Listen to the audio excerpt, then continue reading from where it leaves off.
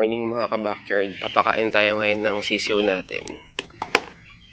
Itong mga sisiw na to mga 4 weeks old pa lang. So pinapakain natin is Integra 2000. Integra 2000 yung pinapakain natin kasi itong Integra 2000 na to mataas to sa bitamina ng protein at calcium at marami pang ibang bitamina para sa mabilis na pagtubo ng balahibo nila at yung pangangatawan nila para lumaki agad. Itong mga sisiw na inaalagaan natin ay yung breed nila is Rhode Island Red, Black Astrolop at saka iilang Brahma. 2 pirasong Brahma na roaster. Tapos meron din tayong decad white dito at saka isang bulik.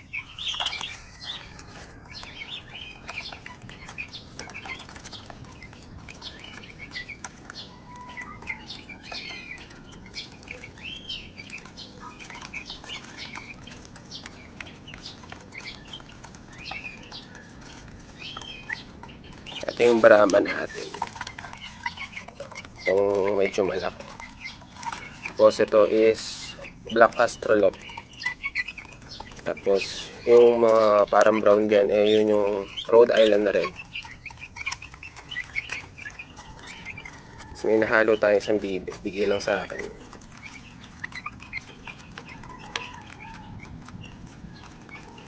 Mga 4 weeks old pa lang tong mga sisiw natin pero kita naman na pa-complete na yung feathers nila.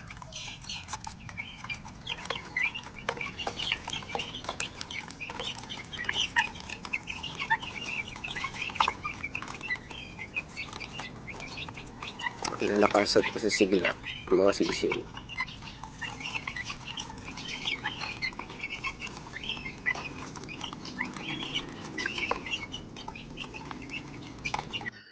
So mga ka-backyard, dito naman tayo sa mga breeder natin magpapakain. Ang pinapakain natin sa mga breeder natin is Integra 4000.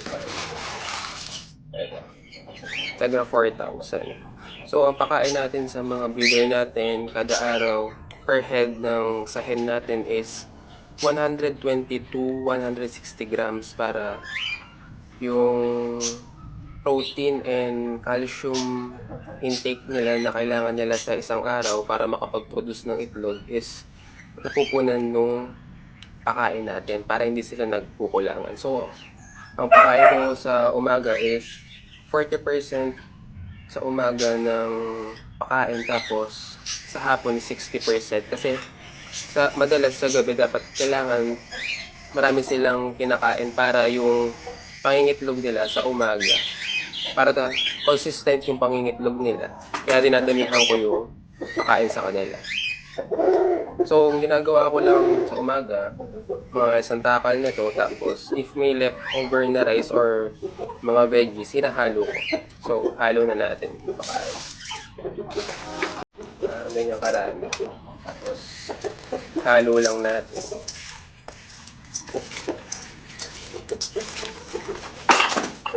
Ito nga, excited na agad yung tandang ko at pumunta na dito.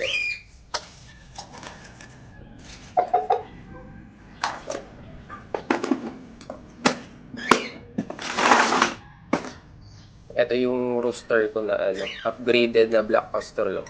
Bali, hybrid siya ng Black Astrolop at Brahma. Upgraded. Yeah. Excited siya masyado. So, before natin ipakain, i-transfer muna natin yung pagkain nila dito sa kainan nila.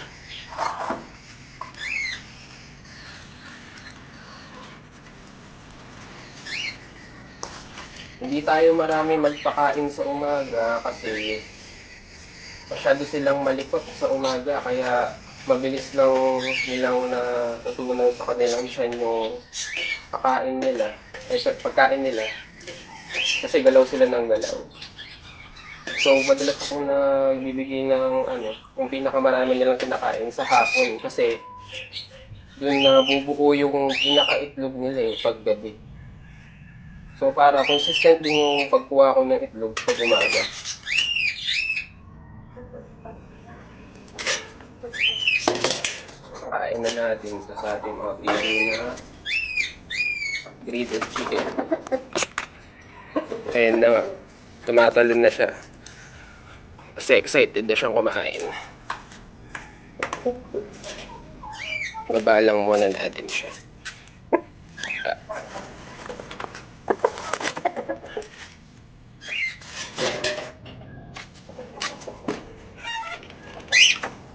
Bali. Ito yung aking mga breeder. Upgraded chicken. So, papansin nyo, parang wala silang balahibo sa may bandang pitan nila. Ibig sabihin nun is nagpa-feather plucking sila.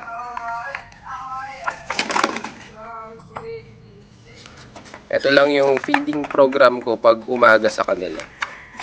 Hindi tayo lumalagpas ng 60 or 50% sa pagkain sa kanila kasi mabilis lang mauubos yung pagkain nila. Agad lang matutunaw kasi malilikot sila pag umaga. Masyado sila active.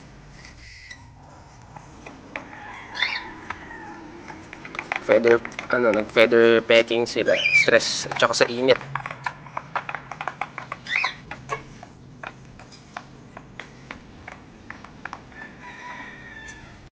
Sa vitamins naman nila, ang binibigay natin is Vitamin Pro sa umaga, tapos sa hapon naman is Egg 1000.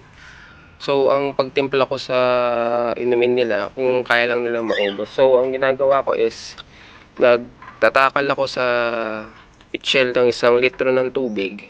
Tapos, hahaluan ko ng 1/4 tablespoon ng Vitamin Pro. Kasya na to para sa, nila, sa 6 to 12 nila. Mahalaga rin sa pagpapainom natin ng vitamins yung pagpapalit ng tubig kasi napapanis yung mismong vitamins na to. Napakahalaga ng daily water change kasi kapag malinis yung tubig mo, sigurado ka na malayo sa sakit yung mga alaga mo. Sa 1/4 tablespoon, hinahalo natin sa 1 litro ng tubig kasi bibigyan na natin sa kanila. Kasya na to para sa 6 to 12 nila. Tapos papalit tayo ng tubig ng mga bandang alauna. Palitan natin siya ng Egg 1000. Ayan yung rooster natin. Pangit ang balahibo nila kasi medyo na-stress sila, so tsaka sa init kaya nag-feather pecking sila para malakas silang umitlog. Around a week nakaka-collect ako ng 40 eggs sa 5 hens ko. Tapos may mga nakasalang tayong itlog nila sa DIY incubator. Halos lahat cuddling kahapon, fertile. So, wait pa ako ng mga 3 to 4 days para cuddling ulit. Para tingnan natin kung nagtuloy ba yung mga itlog nila.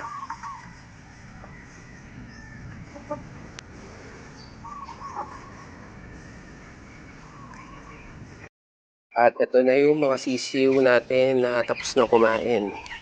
Ayan, busog na sila. Ang vitamins naman nila sa patubig is Vitamin Pro din, kaso hapon ko na sila binibigyan. Sa umaga, plain water. Tapos kung mainit, advisable na maglagay ng 1 litro tubig na 1/4 tablespoon ng dextrose powder para iwas sa stress. Ayan lang. So, ayun lang mga kabackyard. Magandang umaga ulit sa ating lahat.